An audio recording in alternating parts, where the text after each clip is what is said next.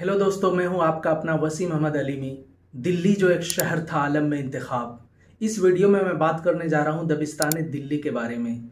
दोस्तों, दिल्ली दबिस्तान का जब भी जिक्र होगा, इसका कंपैरिजन दबिस्तान लखनऊ से ज़रूर होगा, क्योंकि इन दोनों का सियासी पस मंज़र, शेरी मंजरनामा एक दूसरे से मरबूत है।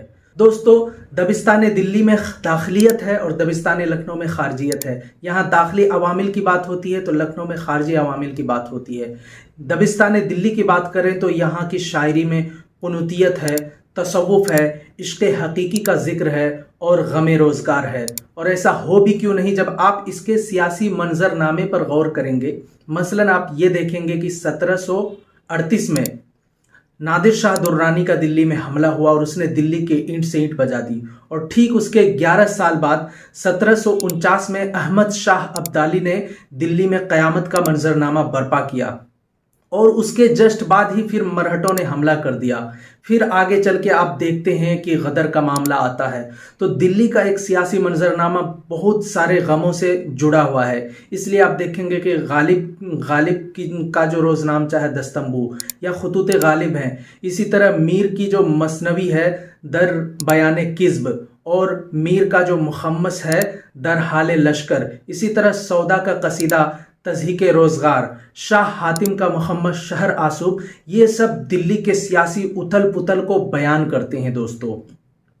और इन्हीं चीज़ों की वजह से दिल्ली की शायरी में एक दाखिलियत का उन्सुर नुमाया हो जाता है। गम रोज़गार और इस तरह की चीज़ें वहाँ की शायरी में नज़र आने लगती है। आप देखिए, मीर का ही एक शेर है कि सिरहाने मीर के आहिस्ता बोलो, अभी टुक रोते रोते सो गया है। देख रहे हैं, यहाँ पे रोने का जिक्र है। और इसी तरह मीर तकी मीर कहते हैं कि दिल की वीरानी का क्या मज़कूर हो, ये नगर 100 मरतबा लूटा गया। लेकिन इसके कंपैरिजन में आप लखनऊ में देखेंगे कि वो वहाँ पे शायरी किस नौयत की हो रही है। वो कहते हैं कि वस्ल की शब पलंग के ऊपर मिस्ल चीते के वो मचलते हैं। दोस्तों, आप इस कंपैरिजन से समझ सकते हैं कि दाखिलियत और खारजियत में क्या फ़र्क है और लखनऊ और दिल्ली की शायरी में क्या फ़र्क है। अब देखिए, सियासी मंजरनामे के बाद अब एक तरह के दिल्ली के शोरा की जब बात करें तो यहाँ पर वली की आमद से भी बहुत पहले जाफ़र जटल्ली हैं या इस तरह के दीगर शोरा हैं। जैसे कि वो ये कहते हैं कि हुकूमत शाह आलम अज दिल्ली ता पालम, यानी उस पर तंज करते हुए कहते हैं कि वो इतने नादिर हो गए हैं, इतने नाकाम हो गए हैं कि उनकी हुकूमत सिमट के 4 इंच की रह गई है। इसी तरह आप देखिएगा कि वली जब अपना दीवान लेकर के आते हैं तो उसके बाद दिल्ली में एक तरह की इहाम गोई का रुझान पैदा हो जाता है। और इहाम गोई के बारे में तो आप जानते ही हैं कि जितने भी उससे जुड़े हुए शोरा हैं वो शुमाली हिंद के हैं। उसमें आप देख लीजिए, मुस्तफ़ा खान यकरंग हैं, सिराजुद्दीन अली खां आरजू हैं, मिर्ज़ा मजहर जाने जाना है, ज़ुहरुद्दीन हातिम हैं, शाकिर नाजी हैं। ये सब के सब शुमाली हिंद और दबिस्तान दिल्ली के शोरा हैं। उसके बाद आप थोड़ा और आगे बढ़ेंगे दबिस्तान दिल्ली में तो सौदा, ख्वाजा मिरदर्द और इसी तरह मुसहफ़ी, इन सब का दौर शुरू हो जाता है। फिर थोड़ा और आगे बढ़ेंगे तो ज़ौक़, गालिब, मोमिन और फिर उसके बाद सबसे आखिरी दौर में दाग देहलवी का डंका बजता है। दोस्तों, दिल्ली के सियासी मंजरनामा इतना मतलब मुसीबतों से घिरा हुआ है कि बाज़ शोरा ने तंग आकर लखनऊ हिजरत कर ली थी।